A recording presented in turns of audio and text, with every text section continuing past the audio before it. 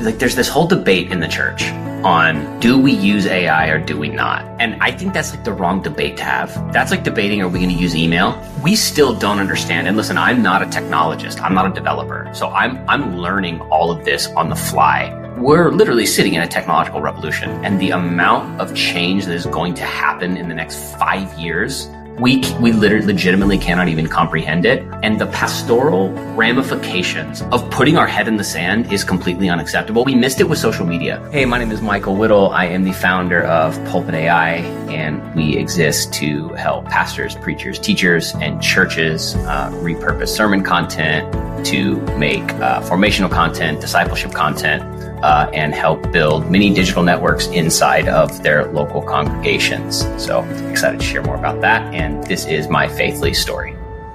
Welcome to Faithly Stories, the podcast that brings you inspiring tales from conversations with church leaders as they navigate the peaks and valleys of their faith journeys through their ministry work and everyday life. Join us as we delve into their challenges, moments of encouragement, and answered prayers. The Faithly Stories podcast is brought to you by Faithly, an online community committed to empowering church leaders, pastors, staff, and volunteers. Learn more at faithly.co. Get ready to be uplifted and inspired as we unveil the heart of faith through stories from the front lines of ministry on the Faithly Stories podcast. Let's start off by, how did you even come up with this idea of Pulpit AI? And is it part of the AI craze, or like you had this like idea from before this all started? Yeah, it's a great question. So to make a long story short, I have been for the past 18 months really I have felt a holy unrest, I guess is the only way to explain it, about just the faith-based content space, you know. I really interested in just kind of the faith-based YouTube channels and podcasts and all that kind of stuff. And so for the last 18 months, I've been experimenting with, you know, what does kind of building a unique media brand in the faith-based space look like? And so I had been kind of building that, you know, with some friends, honestly, just kind of slowly running some experiments. And in that process, got a bit under the hood of kind of the world of the Christian influencer a little bit, which is an industry, which is so funny to say that there is like this industry of, you know, Christian influencers and content creators. And, you know, when we were looking at how would we scale the business and what would we need to do, there was just no way to do it without sort of aligning ourselves with that kind of sub-industry. And that was just really not something we were super interested in doing. I'm also a local church pastor for the last, 10 years in Los Angeles and now in Nashville, predominantly young adults. And so, you know, as a local pastor, I was just seeing like how our young people were being formed online through these Christian podcasts and influencers. And I'm like, where did you get this wild theology? It's like, oh, from so-and-so YouTuber podcast. And anyways, all that to say, I kind of came back to this point of like, okay, what are we going to do here? And it was like this weird sovereign thing. I was literally just going, how do I help local church pastors with, you know, their content and their discipleship material? You know, I know hundreds of pastors, and they spend all this time studying and writing and teaching, and they do it with such conviction. Most of them just preach a sermon and that's it, you know?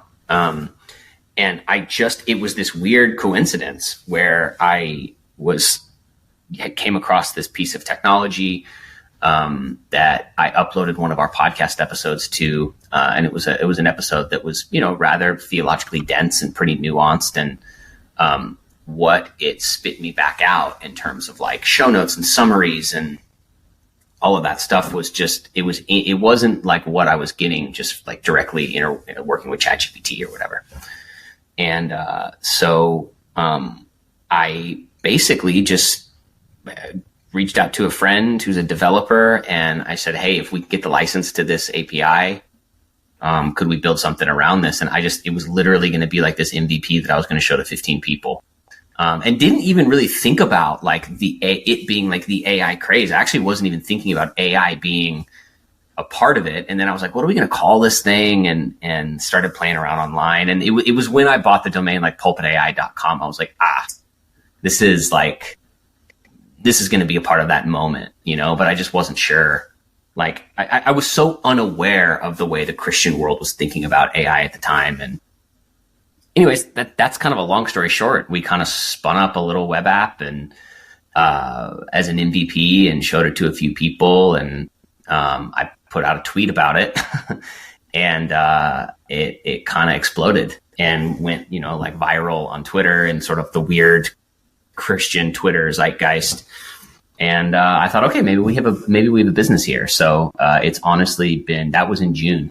And so here we are. I wish I could say I masterminded this whole thing, but well, often you have like an idea and you don't know how it's going to turn. It's like I always say an idea is like giving birth to a baby.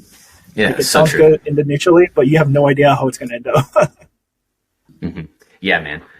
Yeah, you don't. The Twitter thing was funny because and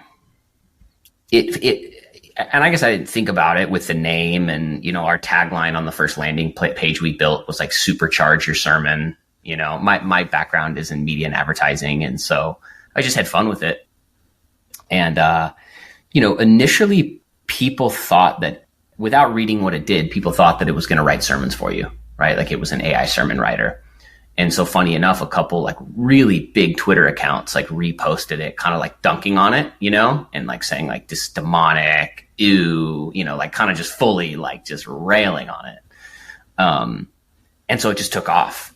And what was interesting was there was sort of two responses.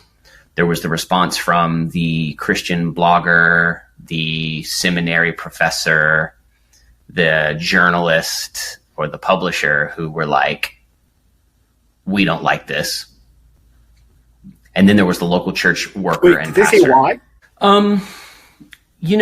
I don't even know that they have a why, to be honest with you. I think that part of what that industry exists to do is to pontificate online about ideas, which is fine. I have no issue with that, but it's like, it was like they had a problem with saying that a sermon was content in the first place, or, a publisher reaching out and saying, this is really bad for the future of like faith-based content. And I responded to him publicly. Oh, because your publisher hasn't been publishing books based on sermon transcripts for decades and using ghostwriters, so it was just this like, and I was so shocked at the response because on one hand, I'm getting all of, for lack of a better term, like Christian academia in many ways, really disliking it. But then local church workers and local church pastors reaching out to me literally by the thousands going, oh my gosh, this is genius. This is going to save me so much time. And so it was just this weird, but also such a classic differentiator between sort of like the academy and the worker, so to speak, the church worker. But, and in all fairness, I actually do get the conversation that needs to happen around AI. I'm not like hating on all that. I appreciate it and I think it's fine, but I think we never really intended to build a product for that person. We intended to build a product for, the local church pastor and the local church media team. So. Yeah, I think always the problem is people react out of fear rather than be curious. Mm-hmm. And even if it's a terrible idea, my thought is now like, how did you even get to that point? Like, let's go on this journey of what was the source and how did you come to this logical conclusion that in your mind this is a good idea or like, yeah. And so like you mentioned, and look, I probably didn't like. Well, I was just going to say, I probably didn't do myself any favors. I'm not one to back down from discussion and I tend to do it through joking and sarcasm, which has not always served me well. I know, me too. My first response was, I'm a charismatic, I'm Pentecostal. And so I said, it's not a sermon writer, but if I could create a large language model that helped, my area, my sandbox of Christianity be more theologically faithful, would that be would that be awful? Because I bet I could. I bet I could create a model that would help pastors be more theologically faithful to the text. And I was joking, and then of course that just added fuel to the fire. So, but It's been fun. My hot take is, as AI and AGI comes to like full fruition, content is gonna like be so easy to make. And it's funny because people are worried about like their idea as if it's an original idea. But I think all ideas come from God, because all good things come from God, right? So any good idea you have is from Him. So we try to take ownership of it and this whole idea of like originality, when actually every thought is processed of old information with a new context. Right. So it's not even your idea. Like you had a old idea, it just became refreshed. Right. And furthermore, can I say furthermore, if you are studying scripture and coming up with an idea that nobody has ever thought of or come up with, there's a possibility that it's not an orthodox idea. You know what I mean? Like I always find these people like, I've got this, I've pulled out this nugget from the Word of God that nobody in the history of Christendom has ever thought about. It's like, oh, maybe that's not as good of a of a thing as we think it is, But that's my hot take. That's my hot take. I'm gonna push back a little bit because not necessarily it's like a new, but it's like a renewed. The whole thing with the 100%. Old wine and the new wine. Yeah. Because something I've been coming up with in my own mind on this like new journey I'm on is this understanding of like spiritual intelligence. And like, it's crazy how like, even if you want to start from like Christianity, start from the Reformation, right? Like previously the 1500 years, no one got saved, right? Yeah. So let's just say it started in 1500 with like Luther and Calvin. Like, it's crazy that we haven't innovated when our understanding of the world has drastically changed. And I think there's this fear of like, when we apply new concepts and new principles, but like the principle stays the same in the Bible, and I'm beginning to read the Bible in such a fresh way. It makes more sense to me now because of how I'm understanding in the modern world. And like, I want to actually give you a lot of credit too, because I listened to one of your sermons about apostleships and shepherding. Yeah, I did a little research, right? And your like perspective on apostleship, about entrepreneurial, and it was like so refreshing and new and like modern. And I was like, dang, that makes so much sense. I feel like that's me. And I don't want to call myself an apostle because you kind of called that out. If someone calls them apostle, run away. It was, yeah, no, sorry, go ahead. No, go ahead. I was just going to say, it's funny. That was a series that we studied. In fact, we used Sam Storm's, a lot of Sam Storm's writings that informed that sermon series. And it was actually really cool. During that sermon series, what we did is at the end of every sermon, we said, hey, if this particular gifting is resonating with you, like, come up to the altar, let's pray for you. And that was, the apostleship was the only one that we didn't, because we said, hey, let's let those be conversations, because that's just such a different, it just feels like such a different thing. And that was a really fun message. That was about a year ago, I guess. Yeah. Yeah, most people think startup life is glamorous because they see like what was it, Airbnb and Stripe, and like, oh yeah, they made it, but like they don't see all the millions of dead bodies that never made it, because it takes resilience. It does. And, and something I've been learning recently is like there's a difference between being strong because you're hard and being anti-fragile because you're fluid and like flexible. Yeah. Yes. Yeah. Man, that anti-fragile word can get me going on a whole other tangent that probably, but I fully am with you. I am fully with you. I think that the anti-fragile nature of someone, I think, is oftentimes the thing that can be the differentiator between whether or not they're going to be successful or not, because oftentimes it's like if you just keep showing up and you just keep trying, but it's in that in between, right? Where it's like, I mean, I don't know if what I'm working on right now will succeed. I don't, but I do know that it's not going to be me succumbing to the fear of risk. Yeah. And like, I think like in entrepreneurship, it's like, I think he who can stomach the most risk wins within reason, right? Like my appetite for risk now is different with a wife and 2 kids than it was when I was 24 years old. And I think you're totally right. That anti-fragile nature is, I fear, is becoming less and less normal in people. But that's a rabbit hole we probably don't need to go down. One of the reasons why I was so looking forward to talking to you is like I love ranting too, because one idea sparks into like a tree of like it's so crazy. A bunch of them. Yeah. Because in my mind, let's just say you did build this thing, and on a personal note, like I'm gonna make sure you succeed. Because if my church planning thing happens, I'm going to need your tech. Right. I'm not going to rebuild it. There's no way. That's just too much time. So I want you parallel track to like be successful. And like, because in my mind, it's like, I don't have to write content. I don't have to write sermon. Like people can learn from AGI. Then I can now actually be a pastor and like care for people. Because that's something that can't be humanized, Again, my hot take is it probably shows their motivation and maybe their purpose is off kilter, thinking like, this is who I am because I have all these great things to say. When then actually it's like, dude, no one cares. Like in 100 years, like it's going to be archived or something. But the people who remember you will remember you because of like how you lived with them, right? The relationship. Yeah. Yeah, that's so true. Yeah, it's, and there was a lot of pushback that I understand it. I think being like a tech doomer, like you said, it's like, it was when we were chatting earlier, you were like, what have we innovated since the printing press?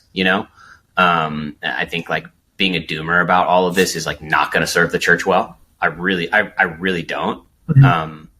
I think like pastorally, like there's this whole debate in the church on do we use AI or do we not? And I think that's like the wrong debate to have. That's like debating, are we going to use email? What the conversation needs to be, like, we still don't understand. And listen, I'm not a technologist. I'm not a developer. So I'm learning all of this on the fly. We're literally sitting in a technological revolution. And the amount of change that is going to happen in the next 5 years, we literally legitimately cannot even comprehend it. And the pastoral ramifications of putting our head in the sand is completely unacceptable. We missed it with social media. We missed it. And the church missed it. I heard a story the other day from a friend who's a pastor in Canada. And he has a family in his church, husband, wife, 2 kids. Youngest daughter has Down syndrome. The mom just passed away after a 2-year battle with cancer. And pastor preaches a sermon. After the service one day, the husband comes up to the pastor and they're just casually talking and chatting. And the pastor's just catching up with, this gentleman in their church who 6 months before had lost his wife and is now raising these 2 baby girls on his own.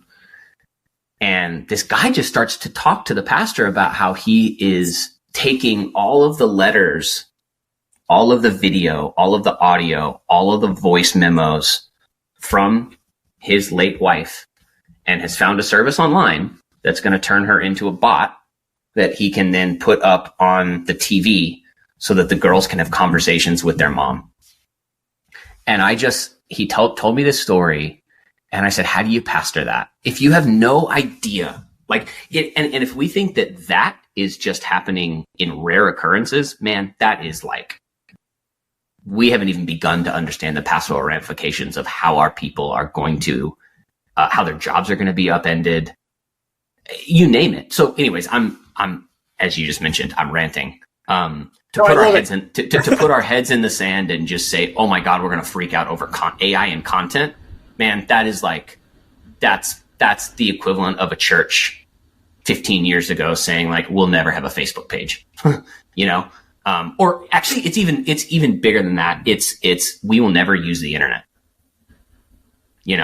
so there it is. There's my rant for the Faithly podcast. But yeah, no, anyways, there's gonna be more. That's a lot of the stuff I'm thinking about and contemplating is not just like, not how does the church practically apply it, but like, this is the world we're living in. And if we're to pastor and disciple people, there's no ignoring the world in which we're living in now and what it's going to look like over the next 5-10 years. So one of the best quotes I ever heard was from John Piper. He says, outlive them, right? Mm-hmm. And I think there are cycles and people who are going to not adjust to a changing world And obviously you hold on to, again, your core purpose and identity. But if you don't adjust, there's a new generation growing up with this already, right? So let alone like your current congregation, how are you going to help understand your core beliefs to the context that the new generation is coming up in? Because you're just going to sound like a dinosaur, right? Exactly. And so like that actually gives me a question, because when one of your podcasts, you said you talked to one of your theological mentors about the whole backlash, and you're like, what am I doing? I need help. I need to talk to people. But you never answered what they said. So I want to know, like, what did they say to you? Yeah, I mean, I think the sentiment was, hey, listen, you're not doing this with an ill intent. You're not, both of those people were like, listen, if you like, what's the difference between, even if you were building a sermon writer or something that helps you study, kind of their first thought was like, well, Logos uses AI and has been using AI for years. And pastors have been purchasing sermon series online for years. So like, is that right or wrong? No, it's a personal conviction thing, and so their thing was like, dude, you have accountability. You have people in your life that are holding you accountable. You're not out here trying to like build something that's ultimately going to harm the church and harm people. So like run your race and do it well, and literally care not about what like, and like these are both guys who are in academia and leading academic institutions, and just said, listen, like if John Piper had outlived them, their response to Christian academia was like, let them argue, because they've been doing it for centuries and they're not going to stop. So like, just don't even like, just don't even worry about it, And I think their big thing was like, you have pastoral accountability, just like a senior pastor has pastoral accountability. As a Christian business person, you have pastoral accountability. And, when we do that, we're just safe. Yeah. So that was kind of their response, and they both from a theological standpoint would fall into like the technology is neutral standpoint. But most of them were like, the theological implications of this are so much less relevant than sort of the Christian online zeitgeist is saying that they are. It's more the pastoral discipleship focused, like how are we leading our people into, how are they going to interact with it versus should it exist or not exist or any of that. So I went to a pretty conservative semester, but like grew up charismatic. But it was weird because my youth pastor was very biblical. So he was always about like, we got to read the word, we got to memorize the word. But then we're going to have these like 3-hour prayer nights overnight, like crazy like stuff. And like, I thought that was normal. I thought that was true. Same, right? same. Yeah. And then I went to like Westminster, and they're so black and white. I was like, one, like I've never heard someone just break it down systematically. This is amazing. But two, like they're hardcore about like, we're right and this is why they're wrong. I was like, oh, okay. And I kind of fed into that. So I kind of see this like trajectory of what's going to shift is because there's something with the human psyche that if you're talking to someone is fake or not, right? So if it's just information, that's one thing. But if you want a human connection, that's a completely different thing. And I think what we should worry more about is like fakes. You don't know if this person is real or not. So I think there's going to be a greater need or want to meet in person. Right? Until they get robots and like cyborgs that look like people, and that's another problem. But exactly, like I think we can never the embodied community. Yes, yes. There's something you can never get rid of the humanness because we're built for like meaning, and like computers can't generate that. Yeah, I want to talk about it, like how you grew up. Like you said you grew up really charismatic, but then there was a falling out. Yeah, tell me a little bit more about that. So I didn't grow up in church. Didn't grow up in a faith tradition. My parents would say they were Christians, like, but that was not like a part of who we were growing up. It wasn't a part of our worldview. And honestly, when I was 13 years old, a friend invited me to a charismatic Pentecostal megachurch youth meeting. And, I, about a month before that, I had been at a, kind of like a local Southern Baptist youth night, and had heard the gospel preached for the first time. And remember like writing, like this is so Texan, because I grew up in a little suburb of Dallas, a little town of 20,000 people. And I remember driving in the back of my cousin's pickup truck home after that night, after hearing that message. And like for the first time going like, okay, God, if you're real, like I want you to be a part of my life. Right. And then it was about 2 months later that a friend of mine invited me to this youth ministry. And man, I walked in and it was like the first time that I had been in like a live worship experience.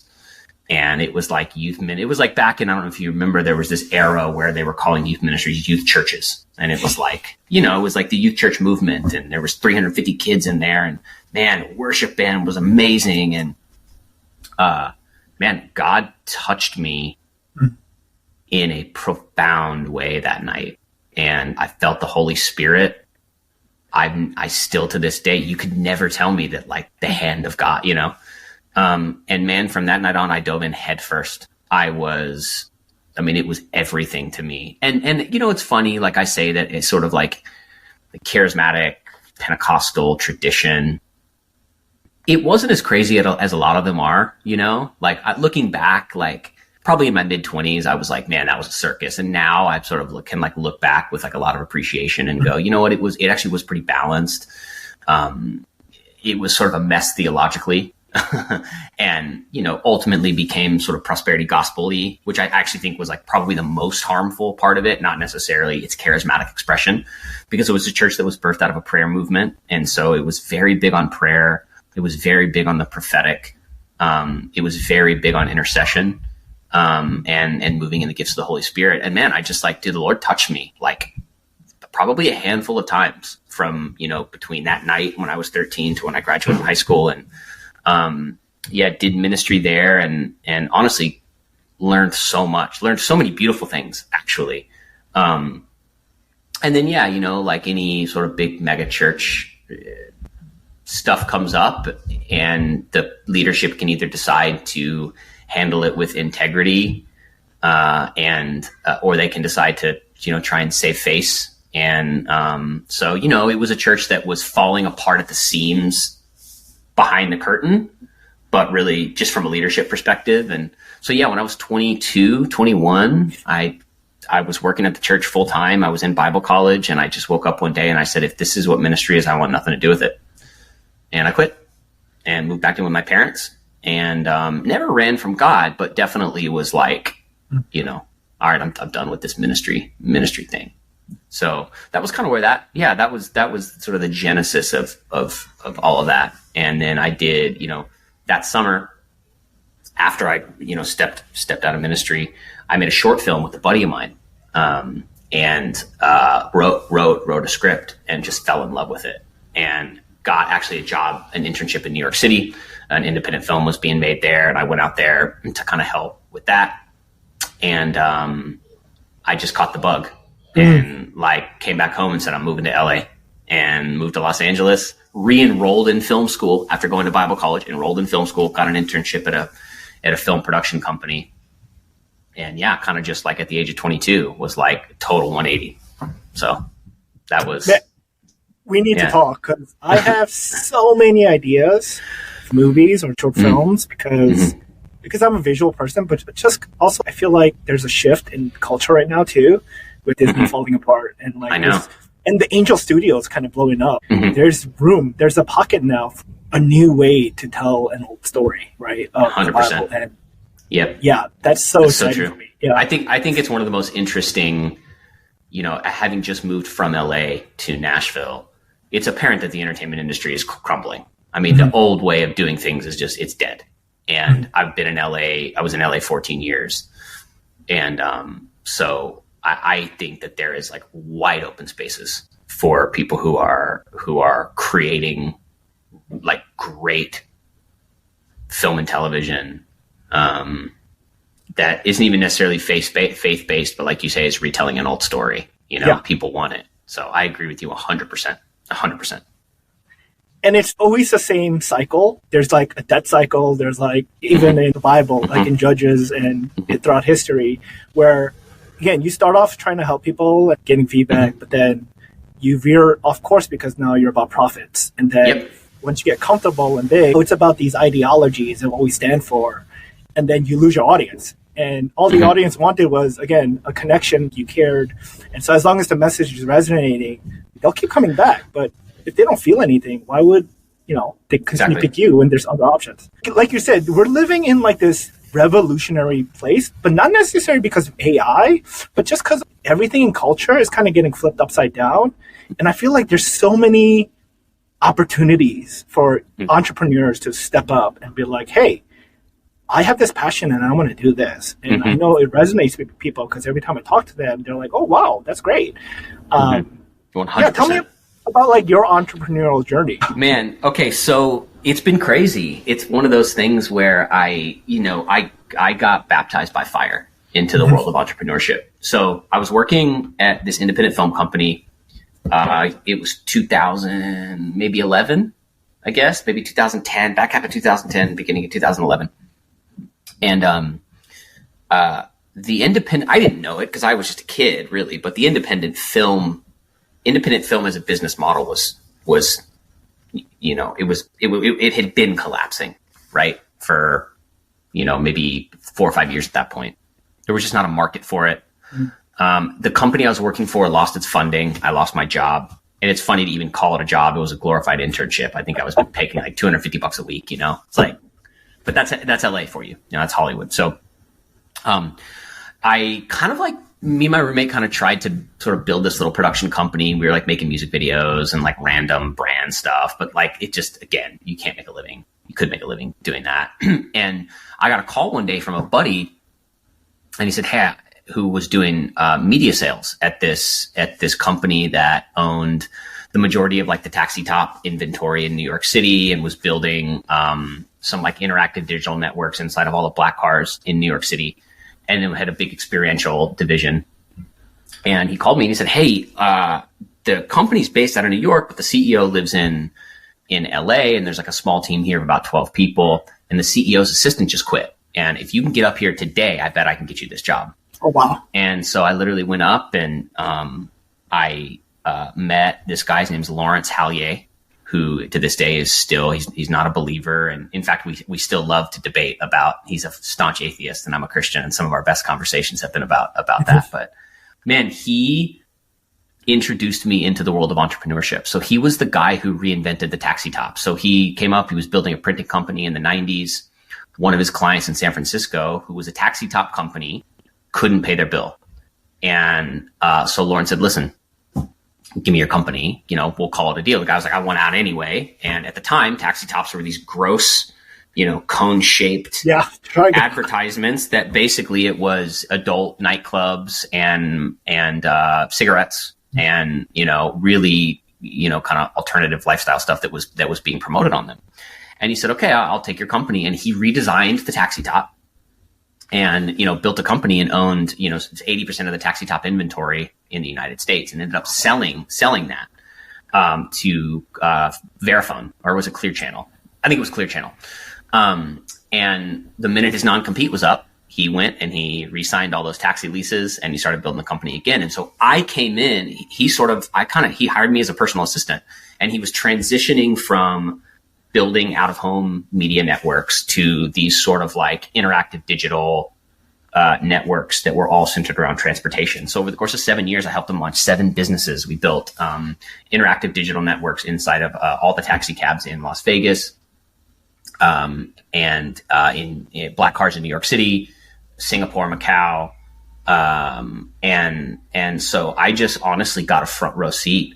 We had this weird detour building a consumer product company that got sued out of business by BlackBerry, which is a whole other wild story. And I just fell in love. He just gave me a front row seat. And instead of just like, I was his assistant on paper, but really I was like, he would send me to Las Vegas and say, hey, in 90 days, we have to have this digital network built. Like, talk to the taxi companies, hire and build a sales team, figure out how we're going to go to market. And looking back, it's probably just because I was cheap and I was down, to like work 80 hours a week, but I loved it. And so, right around that same time, one of my best friends planted a church in LA. And so me and 25 of my friends, planted that, which church planting is entrepreneurial in its own right. And man, I got the bug and I fell in love with it, and the ups and the downs. And, we were building these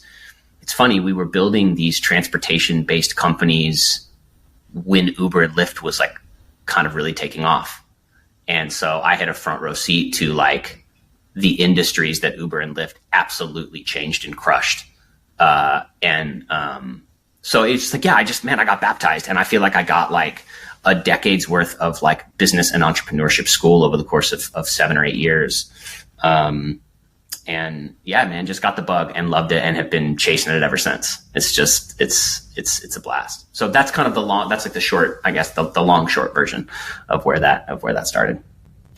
Yeah. I mean, you were basically being discipled by the guy. And That's exactly right. And it's funny because I would even like, there are some things that even still to this day, I'm like, oh my gosh, that's the way Lawrence would have said that or handled that or negotiated that. Yeah. And you're right. It was discipleship. It was definitely discipleship. And it's mind-boggling how, like, in the business world, they might not call it those things, but they get it. And when in the church, it's not real life, guys. It's out of your bubble. It's follow me as I follow Christ, right? Yeah. It really is. And he was saying, follow me as I go build businesses. And it was one of the analogy I have in my head is like, we're children of God, right? So we're your child, but like God's not physically here. So we need to follow somebody and walk the steps and see how they did it. And, not gripe about their mistakes or whatnot, right? And not be jealous of their success, but just go through the motion. Because in the beginning, you don't know anything, right? And it's not about this. Like, you got to, like, experience it so that this and your heart connects and you're like, oh, I get it. What not to do, what to do in this specific situation, so that later on, it's like, okay, I'm in a similar situation. What do I need to do, right? And so, like, you're ready to kind of, like, walk on your own. But initially, anyone who tries to do it on their own, like, burn out because they realize like it's almost impossible. And I think that's why Jesus like instilled in us this model of discipleship, because as human beings, we need formation. Well, and most of the time, and this is where I can like jump on a soapbox, right? It's like most people don't want to be discipled. They just want to do it. And so like I always tell people like, Gen Z and millennials, and I can pick on millennials because I'm a millennial. Like we want it and we want it now. We want to change jobs 37 times, and it's all about promotion and a little bit extra money. And and especially when it comes to entrepreneurship, it's like, what can I extract from every environment to just simply keep going? And I'm like, man, I probably stayed at that job with Lawrence 5 years too long. But guess what? And guess what? You know what I learned in the church is serving and honor. And so when someone, when Lawrence needed someone to pick him up from the airport, and most people would say, I'm not going to do that. I was like, I'll do that because you're really smart. And I want to sit in an hour and a half of LA traffic with you and just listen to the phone calls you're making. He was negotiating. I remember one time he was negotiating a deal worth tens of millions of dollars with Steve Wynn for the, it was a legend. And I was just like, wow, I'm privy to all of this. I'm learning and I'm learning and I'm learning. And I probably got underpaid and I probably missed opportunities to do other things. But like, I look back on that now and I'm like, man, so when someone asks me like, they're young and I'm like, what should I do in my career? I'm like, pick somewhere that you're learning a lot from and stay there too long. Like stay there too long. Make the boss come to you and go, dude, get out of here. Why are you still hanging around? Because you learn so much, and that's discipleship. You have to be, and I didn't realize it. I didn't really realize that I was being discipled, but you're totally right, man. And I think it's that way in ministry. It's that way in the church. It's that way in business. It's like, if we don't want to take the time to be formed and discipled, there's just not a lot of roots, and that anti-fragileness can really easily take over. Yeah. So how I said I'm learning new things in a fresh paradigm. The whole abiding thing Jesus talks about, like it makes total sense now. Whereas before it was like, you better be near me. I'm like, I don't want to. Like, I want to do my own thing. But now it's like, oh, I get access. And when I'm just in your presence and just watch what you do, I learn so much. And so you absorb like the experience in the moment, and that your knowledge now becomes understanding. And it's amazing. Like people would pay like money, lots of money to be around the access you have. It's crazy. Yeah. Yeah, so, it was wild. And it was honestly, I believe it was the grace of God and what he taught me in ministry that was able to keep me there. Like it just was. It was godly principles that I didn't even know I was working out. Now I do, but then I didn't, Yeah. So it's just like, you're just doing what you think is right in the moment, but looking back, you're like, oh, everything God said was right. Exactly. It's almost as if the principles that God outlines in his word, they actually help you flourish in life. It's like he designed life or something. Exactly. Who would have thought? Who would have thought that he knows what's best? Yeah. Right? Yeah. So let's get into like what sucked you back into the church ministry world, because that what was it called? Al Pacino. Like, once I'm out, he sucked me back in, and that's I got tricked, man. I legitimately got tricked. No, man, one thing I never didn't do, I struggled with my ideas around church. I honestly didn't spend some years not really serving God, but I stayed in church. I kept going every single week that I was able to, and just developed relationships and friendships. And honestly, it was the people in my church in LA that didn't let me keep walking away from something that God had put in me. And kept just asking and giving me opportunity and, believing in me. And then, you just, out of sheer friendship and loyalty is where it started. I love my friends. I love what we're building together, and I want to make it great. And then, yeah, man, it was just like these slow steps. And the next thing you know, I'm like leading one of our locations with my wife and absolutely loving it, So that was it. I think it was seeing healthy ministry, not perfect. Nothing's ever perfect, but seeing healthy ministry, and slowly, it was hard for me though. It was a long journey back. Yeah. It was a lot of saying no. And a lot of I remember early days getting back in, we would head to leadership meetings, and I would get panic attacks because I was just this is way, this is crazy. And so I think, my pastor, and they were just patient with me, affirming in my call and affirming in my gift, but also patient, but also not letting me be a victim, if that makes sense. The amount of times, you're still going to let that experience keep you from doing what God has called you to do. At some point it went from gracious patience to coach, dude, enough is enough, So honestly, it was the people around me. It was legitimately the people around me that, and then my wife, meeting my wife and seeing what God had done in her life and seeing how he was using her and kind of just, all happened like that.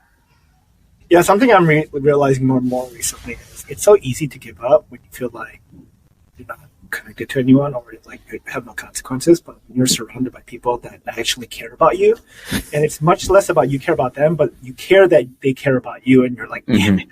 Yeah, exactly. That's exactly right. Okay, I'll keep going. And yeah, this is more yeah. I think there's just a misunderstanding of community. Community is not a bunch of people. It's just a crowd. Right? You need friends. You need friends to be like, hey, I love you. Or I love you. We need friends. Dude, I had, so Jake, who's, my pastor, he's also one of my best friends. In my mid-20s, I was dating someone I shouldn't have been dating. And after about 6 months of me just knowing it and him being patient, one afternoon I'm over at his house and he's like, dude, I'm done listening to you about this. We're getting in the car right now. I'm driving you over there and I'm sitting in the car until you break this thing off. I'm done. He's like, I've been patient. I'm done. And I remember being like, holy crap. This is a friend. This is a brother, And you're exactly right. It's when you have those people around you, you realize how impactful it really is. And you give them access. You don't get it's ironing, sharpening iron. We want to make that sound really cute, but it's painful, man. It's painful. Yeah. But that's why community is essential. It's why God made us for it. So I would be, gosh, I can't even imagine where I would be without that community that's been surrounding me for the last 10 years. And this is also why I don't worry about AI that much, because I can't imagine AI being a friend. It'll be an amazing assistant, but it can't be a friend that's going to call out your BS and stuff. No. Yeah. I mean, look, I think there's a subset of people who are isolated, who are honestly have some mental health stuff and some, or some addictions. I think there is a subset of people that can and will. I think I just read Japan is having an epidemic of that right now, of middle-aged single men who are, but I think, and I think we've got to obviously look at that, but as an overall broad, exactly what you said, it's people know real and people know fake. And so an AI friend I think is for the vast majority of people something that, is not going to be a thing. Maybe I'm wrong, but I would agree with you on that. And this is why I kind of like what Sam Altman is doing, even though he had that crazy situation at OpenAI. So, like, Twitter was insane a few days.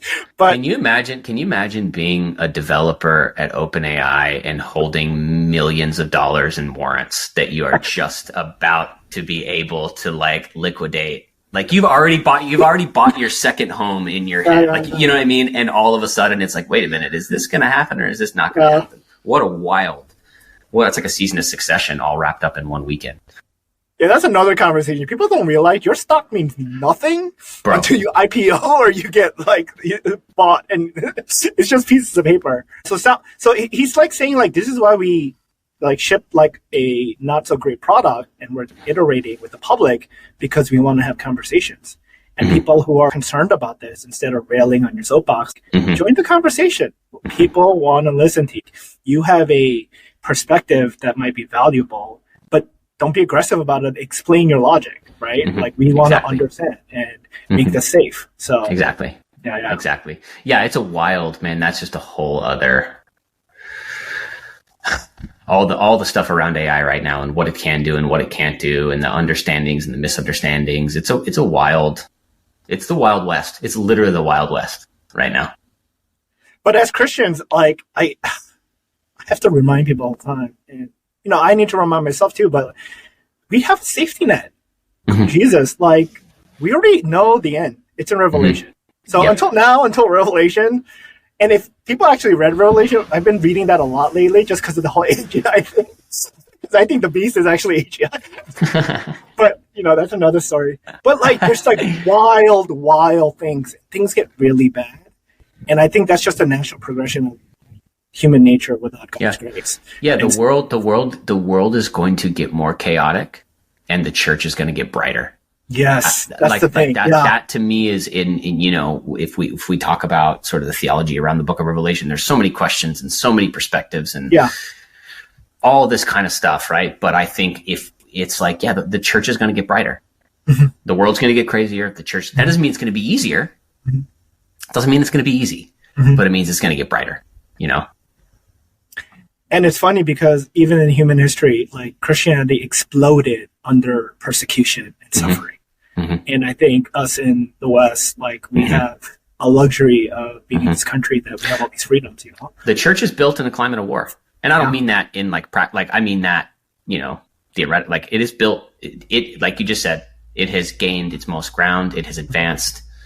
There's been seasons where it's had to go a bit underground, but even then it grew and was powerful. So I think, maybe the church, maybe it being a little bit harder is not a bad thing. Maybe it's a good thing for churches and Christians. Do you know Leonard Ravenhill? I love him, man. Yeah. He says, stamp eternity on my eyeballs because I think too often we're either too obsessed with the past or the present or our generational future rather than like, actually at the end, and like every sermon that's like gospel centered, you land on Christ, but I don't hear much about like the urgency of the last day coming. No. Yeah. We need a Leonard Ravenhill chatbot. I'll tell you what, right now, we need a Leonard Ravenhill chatbot, and we need to make it free for all of Gen Z. I will fund you. Just Gen Z. Here's the rule: you got to just 2 years of straight Leonard Ravenhill sermons, and see if that doesn't disciple you into some. That dude didn't play around, man. That guy preached hell. That guy preached salvation. That guy preached. I mean, anyways, don't get me started. I love it. No, I want to, because here's the thing about your like tech right now. Because it's consuming audio and video, and I know it was meant for podcasts, which is like crazy because I always thought if you just consumed all the podcasts of people, right, you can make a chatbot out of them, right? But instead of that, what if you just took all the best sermons and all the best people and just created content out of that, right? And so now we have, again, a wealth of information, but now how do you translate it? How do you apply it? What does it mean in my situation? So that's the more pastoral skill that, we need to foster rather than like, again, be content farm. 100%. 100%. I mean, listen, I make no apologies for saying like, we're, I mean, yeah, I want to build the largest repository of sermons in the world. And I want to do something with it. And I want to partner with the people who preach those sermons to do something with it. And I think that's really important. I think you're exactly right. I think you're exactly right. It's like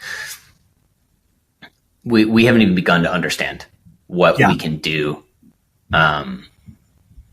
with all of this information and all of this data. And if we believe that I believe the sermon is the greatest art form. It's the greatest art form ever created. And, why would we not maximize its effectiveness in every way that we can? I also think because not a lot of people have experience with entrepreneurship, like starting from scratch, they confuse a task, right, with a skill. And I have to remind people, that's why I keep saying I was an unconventional pastor, because my skill set wasn't just to preach and teach and shepherd. It was to solve problems. Like at the end of the day, all human beings are problem solvers. But like where we get lost is we define the moral code of what we think is good and evil, right? That's exactly right. Oh, God, what is this? Standard. And so like if we just get into this problem solving mode, and you can solve people's problem in whatever context, you're just so gold, because that's just so rare.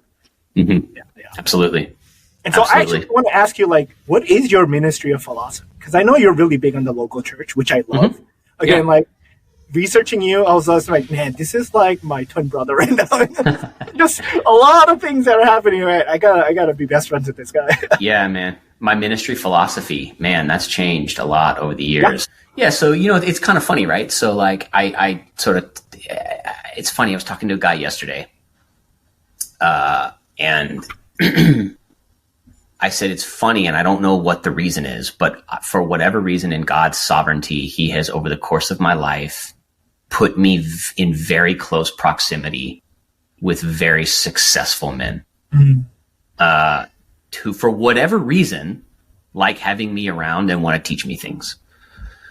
And so I got saved at this mega church, and the pastor who was the pastor there, who is still a hero of mine, and he served God well. And did he have his issues? 100%.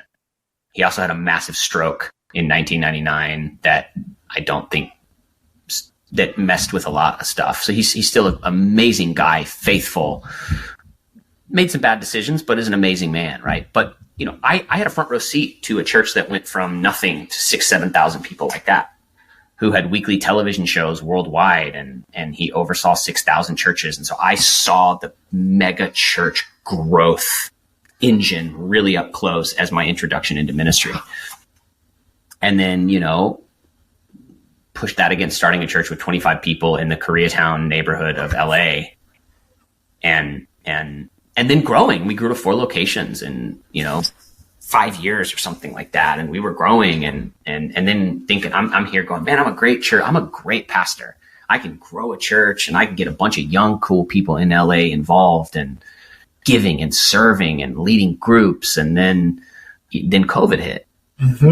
And, we go from thinking we're the best pastors in the world to why are all the people in my church deconstructing their faith and posting heresy online and leaving the church and leaving and I was like, oh, wow, I was really good at building church members, but maybe I wasn't great at discipling people.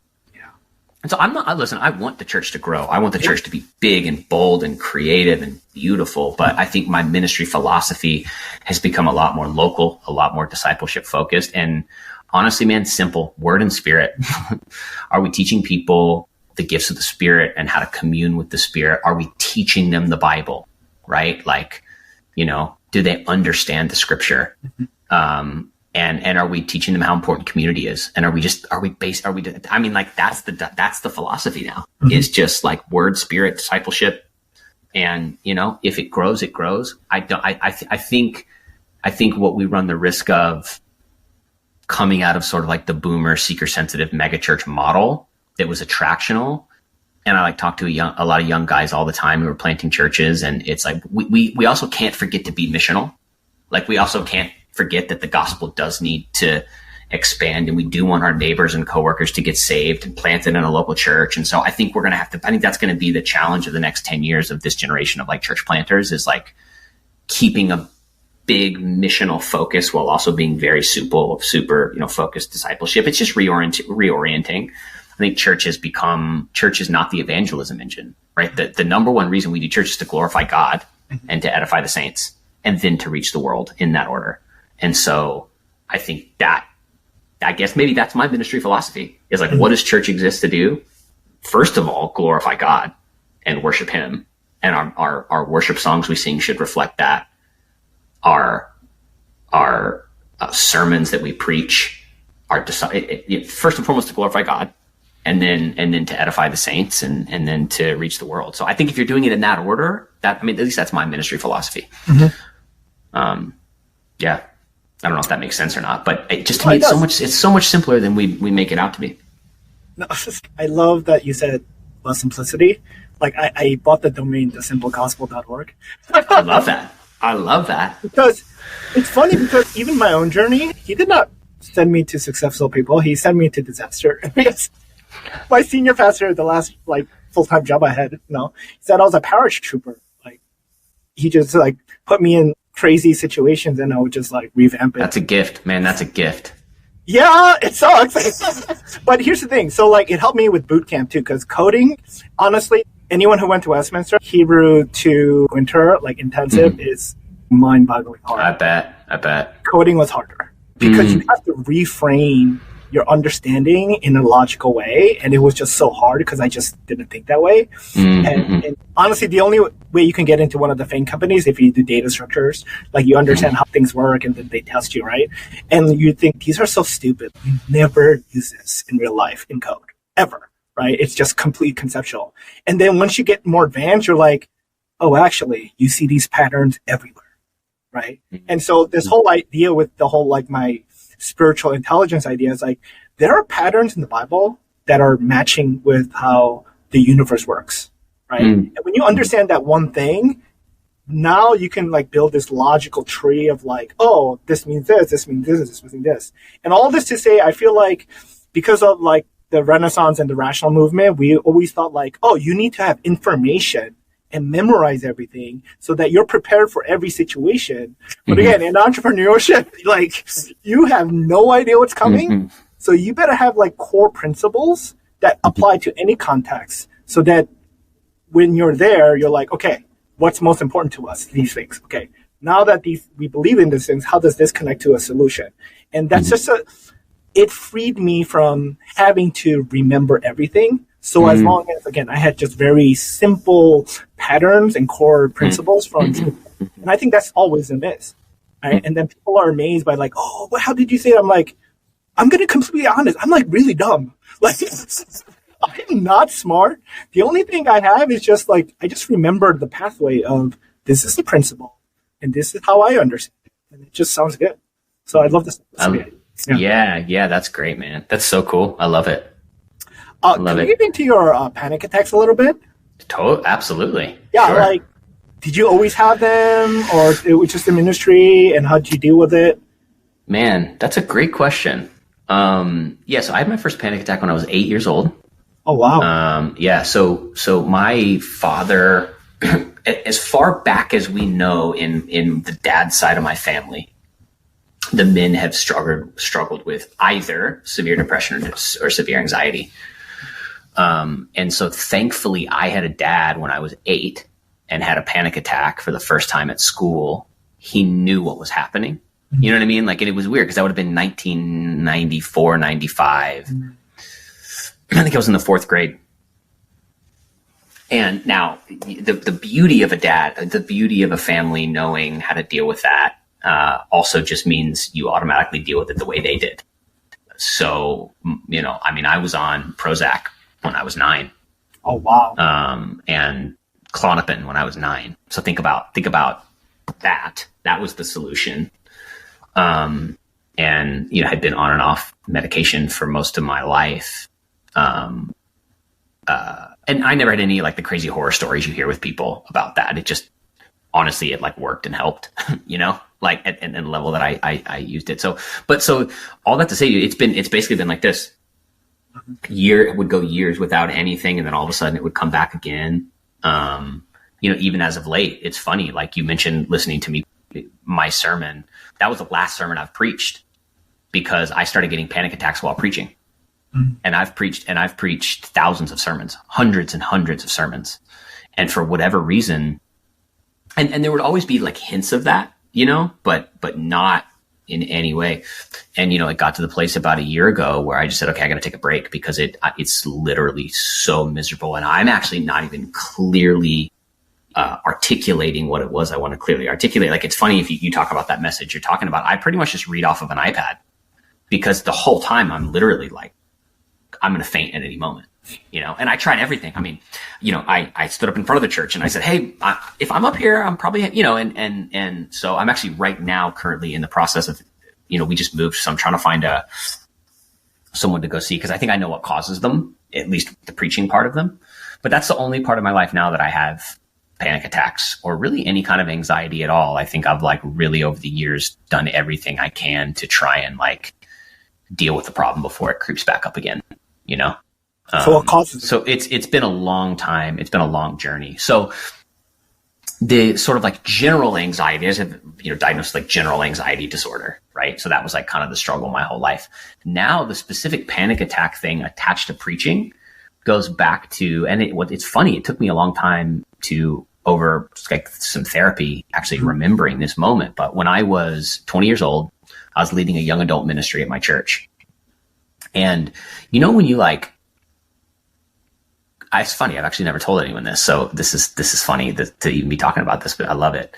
Like if you go like a whole day without eating and you get like the shakes, that feeling, and you sort of like feel faint. Yeah. Okay. Yeah. But like, like your blood sugar's down and you're like, so one night I had gotten up to teach at this young adult ministry and I like got hit with this like dizzy spell. Like nothing mental about it. It was just like purely physical. Like I hadn't eaten, I probably drank too much coffee. And the whole sermon for the first time, I was like, literally the whole time I was teaching, I was like, I'm going to faint at any moment. And for whatever reason, like that thing, which is weird because anxiety, there are these like triggers to it, especially to panic attacks. And so what it did was like it kind of like turned this thing into this basically being anxious about being anxious. And so the fear is literally like, I'm going to get up there and I'm going to have a panic attack, which then leads to, so it's like this like death spiral basically. So that's actually what my doctor thinks is like the genesis of that, because speaking in front of people doesn't make me nervous. Communicating doesn't make me nervous. I feel very at home in front of a group of people, teaching, talking, whatever. So wait, I'm sorry. You're saying this all started just that day where you physically felt? That's legitimately what, because like something kind of just imprints. Yeah. And so when so at least that's what we think currently. I'm kind of like in the process now of really trying to work on it. Because teaching is something I want to get back to as soon as possible, but it just, with that mixed with starting the company, things were just too crazy to be able to allocate the right amount of time to do that, so. No, that makes a lot of sense to me, because something that I've been on this journey of like figuring out my own triggers and traumas. Mm-hmm. It's like, I've heard it all my life. Like, it's like childhood trauma. I'm like, shut up. Like, there's like defense mechanisms. But when I really think about it, I'm like, oh, so like my issue is like I become a terrible person when I'm angry. And most people is like, oh yeah, no. It's like, no, like, because I'm like very emotionally all in or all out, that's just who I am. Like I can go from 0 to 100 in like a split second. And so I realized a lot of that was embedded in me because I grew up scared, because I grew up in like not a great like home life. Yep. And so a guy who's been a mentor to me in ministry said when a man's default is anxiety or anger, there's something deeper going on beneath. Like that's the check engine light coming on. Yeah. And he said it usually manifests in one or the other, anxiety or anger. I can totally see that. Like my anxiety, it's not anxiety. I think maybe I grew up anxious, but I hardened myself. And I grew up in the 90s, so it's like exactly. I was like out at night and whatever, but I was always with church people, but like, I was like independent. And like I grew up with guys that we just like ragged on each other and cursed each other out. but like we loved each other. Like, and so like you can't do it to any of us, but we can always do it to each other. Yeah, exactly. So it's like it was normal for me to be hard, right? And now when I got into ministry, I'm like, what is up with all these soft dudes? And they would get really hurt. And now I understand, okay, that's just not how you want to shepherd people and love people, like, by offending them. But like, I never thought it was a problem until like, this past year when I had to really start killing my ego, and that's totally God thing, and really like figure out where this anger is coming from. It's crazy because I feel like what's happening now, and again, I have no evidence for this, so this is totally like you literally have to like create new neural synapses. So anytime you have a new memory or you reframe it, and here's the crazy thing. I learned recently because I've been on a rabbit hole with YouTube about the brain. Like all thoughts go through your emotion first. Totally. And so every time you think of something, even if you don't feel it, it's because like you haven't applied a meaning to it. But when there's meaning, that starts flooding. And so I have to like fight this, like, and it's funny how you said you get anxious about being anxious. I get angry that I'm like, damn it. Like, I know. What is happening? What is going on? And family is like always the perfect people to trigger me. And it's funny. The last 2 years I was in Atlanta and I was super comfortable, but God dragged me back home to the one person that drives me crazy. And so like, I've been doing a lot of repenting, and I'm still not there. So I'm like kind of like ignoring her too, because like I love my mom, right? Anything terrible I say is just complete honesty. Because if anyone else treated me that way, like you'd be dead to me. So this is how I deal with her. But like, like she just doesn't know how to not be a mom and let go. But yeah, she's just so mean, man. You know what? That's hilarious. That's hilarious. You know, actually, who I found to be super helpful is on all these topics is Queens local, Pete Ciscaro. He has a book called Emotionally Healthy Spirituality, Emotionally Healthy Discipleship, and his devotional he's got a 40-day devotional that's been super helpful for me for all that stuff, whether it's personal ministry, anxiety, frustration, fear, you name it. His resources have been, they've been super, super helpful. So here's another hot take. I think people misunderstand scripture because if you actually just read it as it's like happening in its own timeline and not apply meaning after the fact, then things make a lot more sense. And we love to proof text, don't we? We love to proof text. It's not even just proof text. It's like proof contexting. Do you know what I mean? But the thing is like, it's like we have an entire generation of people who have been taught to read the Bible first. What does it mean to me? Versus what does it mean? I mean, think about like, as much as I love devotionals, like the devotional movement taught us how to go, what does Jeremiah 29:11 mean to me? Forget about what it meant. Forget about what it actually meant. Forget about what the author was actually saying in the context in which they were saying it. If we read scripture through just simply what we're trying to make, like what it means to us and applies to our life, we're actually missing the beauty of scripture. Right. And it's not that doing that's bad. It's just that we've got to try and find out what's actually being said before we try and interpret it to what it means for us. You know what I mean? So I love what you're saying. So let me blow your mind a little bit, because I now think that's even a little too far. I think we need to start with, what does it say? Just even translation wise, is this coherent in a modern understanding? And then the next question that has been really helpful is like, why is this here? Not what does it mean? It's like what relevance does this fact have? Like greatest thing, genealogies. I'm like always like trying to get through it and not reading it or like freezing through it. But I started using ChatGPT to be like, okay, what does this word in Hebrew mean? And you get all of these understanding, and you realize, oh, you know how you said like Pulpit AI, like the name is important because the name gives it an identity, because it helps the person hearing the name something. So every name in the Old Testament has a meaning behind it, because it's like a character study. And you're just like, oh my gosh, it matters. So I've been like reading slowly all the genealogies, what it means. And like Cain, it means like of substance or like filled with something, but Abel is like vapor. And it's like this, oh, like Moses is helping us understand like there was something inside Cain, but with Abel, he was more pure. And you're just like, whoa, I did not understand that before. Yeah. I know. And this is why like I want you to be successful, because I want your thing to like extract that for people to understand like, oh, yeah, the way we've been reading it, yeah, it was helpful up to now. But like we have so much more information about the human mind and the emotion and just who we are. Yeah, when was the last time you changed your mind on? Yesterday. Yeah? What was it? The number that I would sell my business for.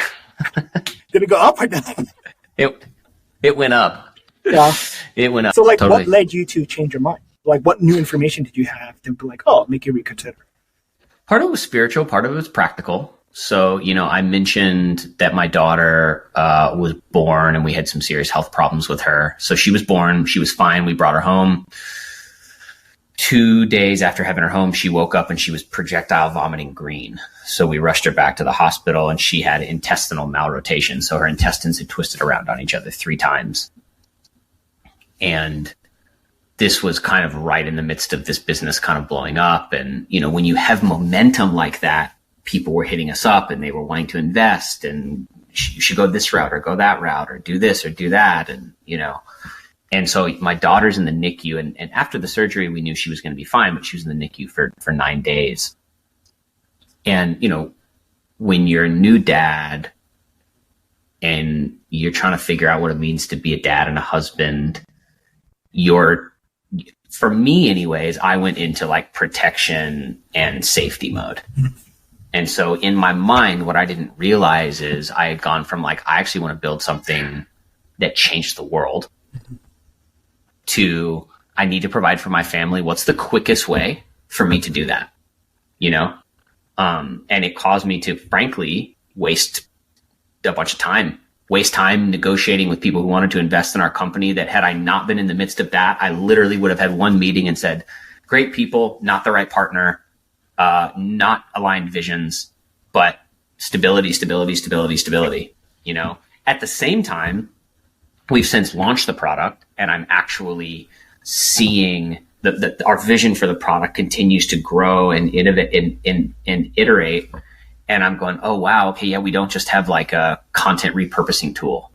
We have something that can unlock a whole new way of, millions of pastors sharing their sermons with billions of people.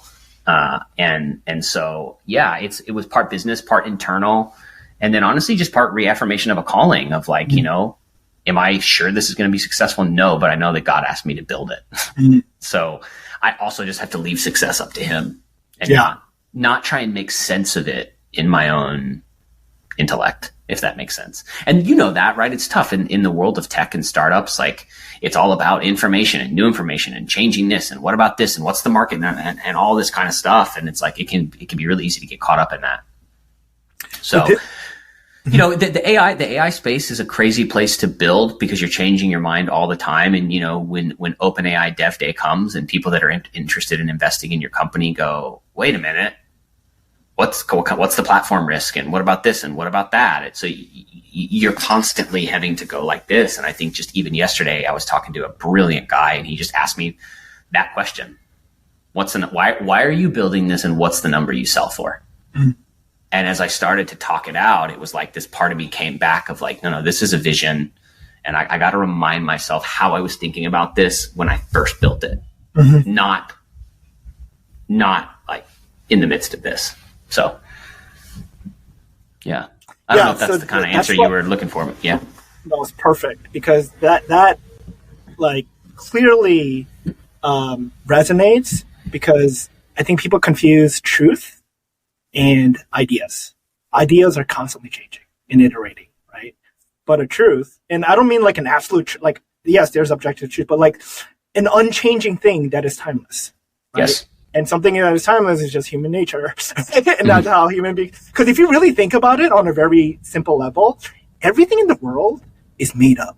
That's not created from God, right? Think about it. Right? Because someone saw something, right? And I'm not getting into like a philosophy rabbit hole now. And it's shocking that like Aristotle is the father of science. And all he did was take all of his teachings and understanding, and then he started observing things and like, oh, I wonder why it's like that. I wonder. And he started writing notes, and people were like, oh, this is great. And they expanded on it. And so it really just comes down to, if you understand people, that's the game, guys. That's the game. That's it. Just understand, because people will never change. That's so true. That's how we are wired. Yeah. So thanks for that. So true. Of course, man. What are you hoping for at Faithly? Man, that's a great question. I think, when we just chatted with you guys for our podcast just before this, and I think even just in that conversation with you guys, what I really felt excited about was, yes, of course, the product, and yes, of course, what you're unlocking. But again, I think it's changing the narrative, taking back the narrative on what it means to be a person who has vocationally given yourself to church and to ministry, and helping people connect to and work for healthy churches who want to take care of them and want to, I think that it's so needed. It is so needed. And I think when I look at that, I look at the space you guys are cultivating and the community, and I think that if that is sort of the byproduct, the business will be successful and you guys are going to help churches. But I think if it's a place where somebody who feels like, I know what it's like to get to a place working at a church where I go, I don't know if this is sustainable for me to keep doing practically, and I don't know what to do about it. And I think if you guys can keep people in the ministry who have been called to ministry, you are doing such an eternal thing. You're doing so much more than just like helping churches with a task. You're literally like keeping the body of Christ moving and thriving. And so that's what I hope for. I hope that that's the place you guys can be, where someone can go, okay, maybe I need to make a change, or maybe I need to bring someone on to the staff or whatever. But I know that if I can go here, the kind of people that are a part of this community are people that are like believers in the church and believers in keeping people building the local church who are called to do it. Thanks. How can we be praying for you? Well, we're sleep training our child at the moment. So I think, 2 young kids, man, a 2-year-old and a 5-month-old is crazy. So I work, I'm leading a startup. My wife works at a startup. So life's pretty crazy. We just moved across country. So I think just, a season of some rest and normalcy would be amazing. So that would be the prayer, I would say. All right. Thanks, Mike. This was great. We're definitely going to talk again, because I love I hope so, man. I love it. All this the has things been phenomenal. Happening in your mind. And I love it. He's doing crazy things. He totally is, dude. It's been honestly an honor to be here to chat with you, and we'll keep doing it for sure. That's it for the podcast. Thank you for tuning in to the Faithly Stories podcast. We pray this episode gave you the encouragement you needed to continue on your journey. The Faithly Stories podcast is brought to you by Faithly, an online community committed to empowering church leaders, pastors, staff, and volunteers. The Faithly digital platform offers innovative and practical tools and resources to enhance connection, foster collaboration, and promote growth within the church and ministry space. Remember to subscribe, rate, and review our podcast to help reach more listeners like you. Stay tuned for more uplifting tales from the front lines of ministry on the Faithly podcast. Stay bold, stay faithful, and never underestimate the power of your own story.